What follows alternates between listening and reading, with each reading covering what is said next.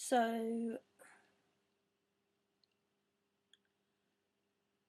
when I just turned 17, I went to a residential treatment facility called Provo Canyon School, based in Orem, Utah, which is next to Provo, hence the name.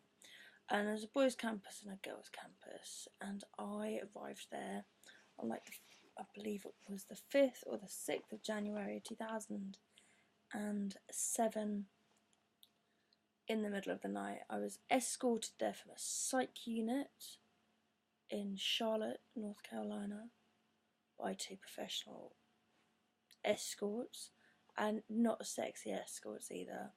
Literally uh, like big, beefy people, like bodyguard-esque beefy people who escort troubled teens, get paid by people's parents or insurance to take them places where their parents don't want to take them, usually to these places like residential treatment centres.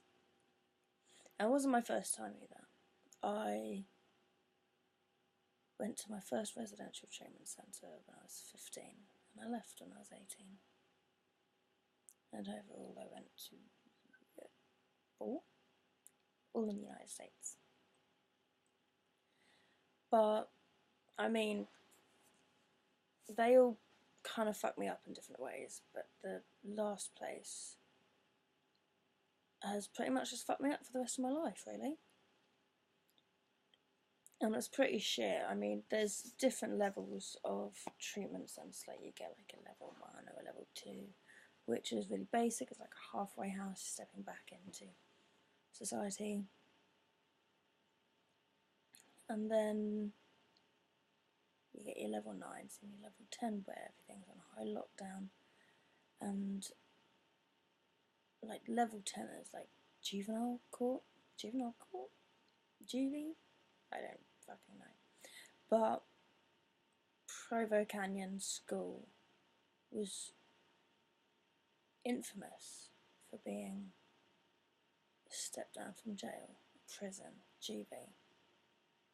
And you had people sent there for different kind of things. I know I was sent there because, well, I had a choice. I had a choice to go to Provo Canyon School or to Logan River Academy, and I had already been to Logan River Academy. I graduated the program when I was 16.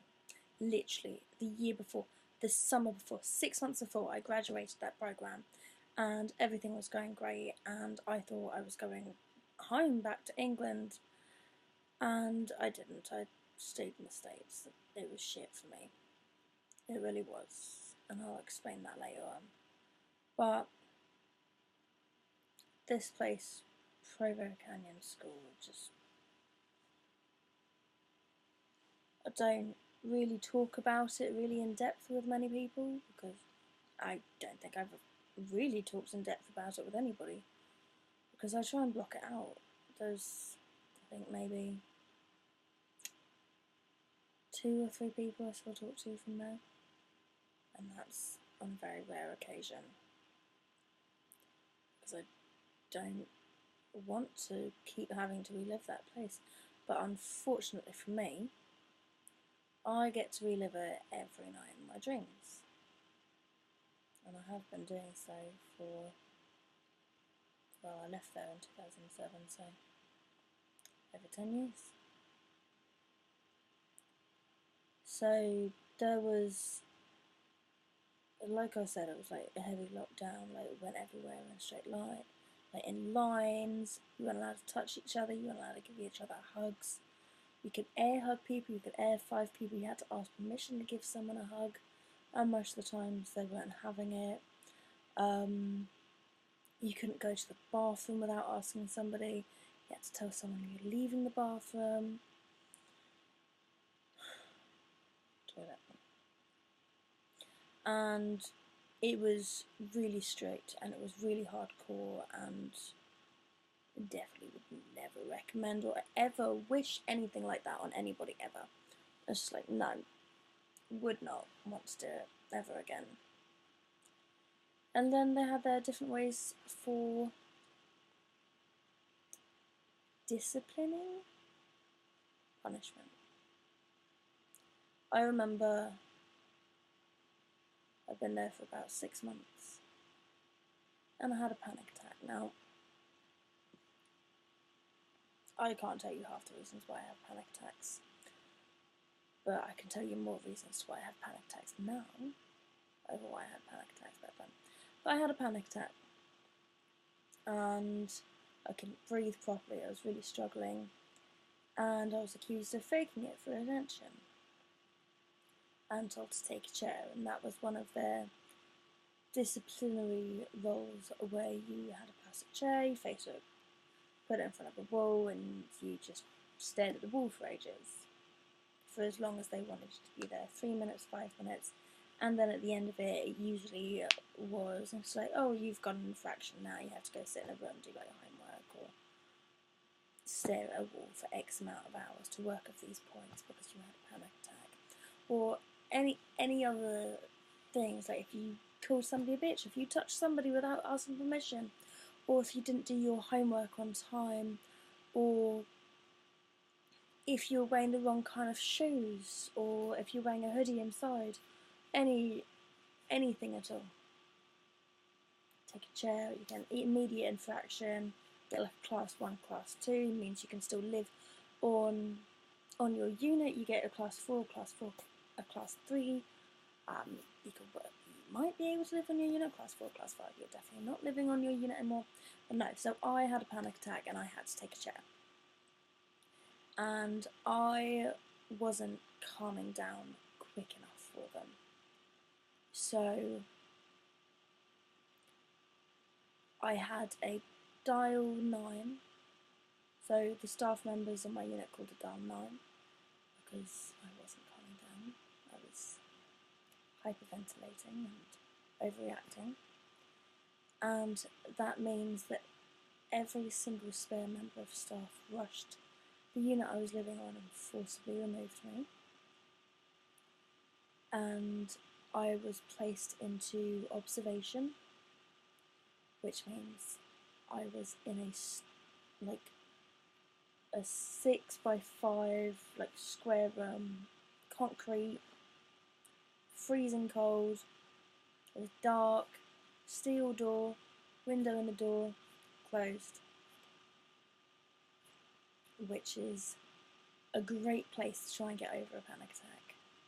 Really, locked in that until I calmed down, until I was sufficiently calm enough to have a civil conversation. And once it really does turn into a blur in there, a couple of hours in there. Once I'd calmed down enough,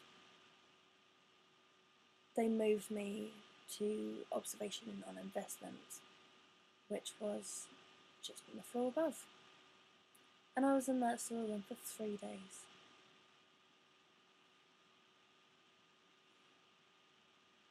Now, I think I've dipped in and out of what this is like with some people before, but I don't think about it that often because my brain does that for me, and I get put back into situations where I'm trapped and I can't escape every single night. In fact, almost every time I close my eyes. So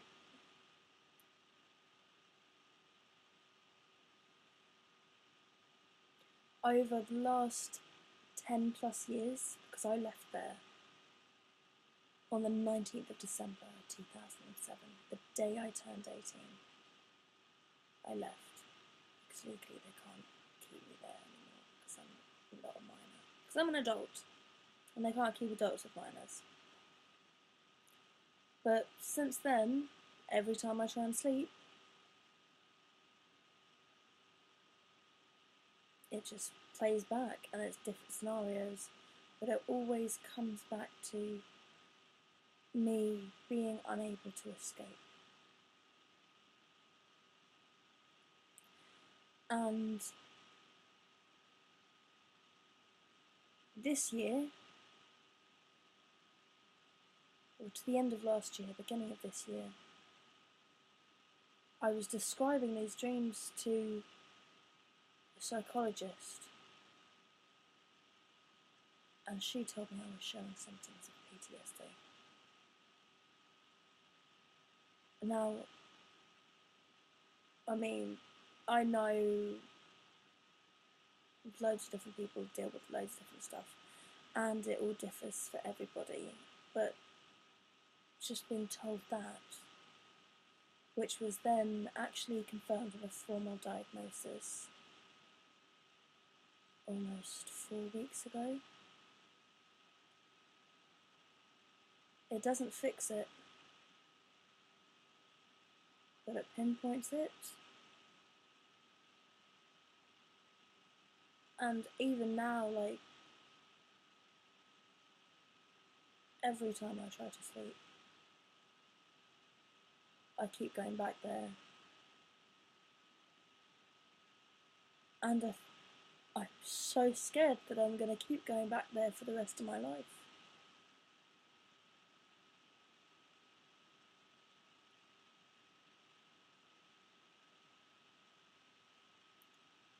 And everything else that goes on in my life, I mean,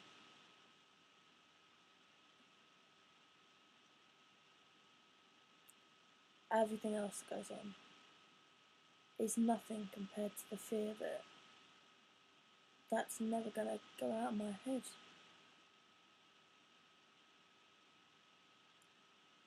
I mean, there's been some, can it be called a good thing? There was one thing that happened like earlier this year where I know I wasn't trapped, but at work our doors, they're on magnetic strips. They're on magnetic strips, and for some reason they failed and the doors wouldn't open. Obviously we've got fire escapes and fire doors, but the main doors wouldn't open. And somebody laughed about how we were trapped, and I laughed along with them. It's like, ha ha ha, we'll never. It's like, ha, yeah. And within 10 minutes, I was a wreck. And it wasn't that night, and it wasn't that week. It was maybe a couple of weeks later that it pinpointed it for me. It was like that brief moment took me straight back.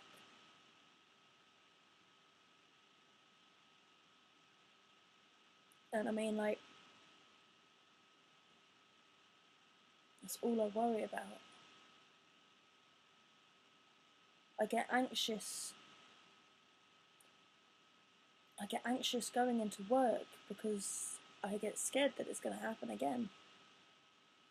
Because I don't want to have a panic attack and I don't want to be taken back. And I know I can never go back into that situation because I'm over 18. Fuck me, I'm 28 years old. And I'm still scared about getting trapped in a situation which I know is never, like, legally cannot happen because I'm over 18. But it still swims around my head.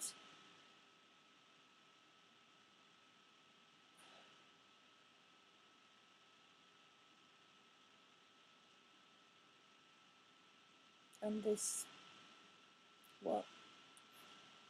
didn't go as smoothly as I thought it would, but sometimes the words come out in a rush, especially when I'm realising things for the first time.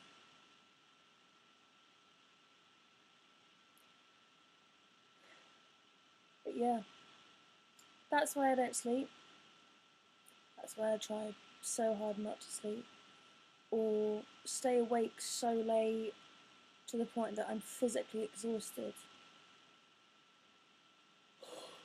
Because I know at that point my brain will shut off just for a little bit so I can get a decent amount of sleep. And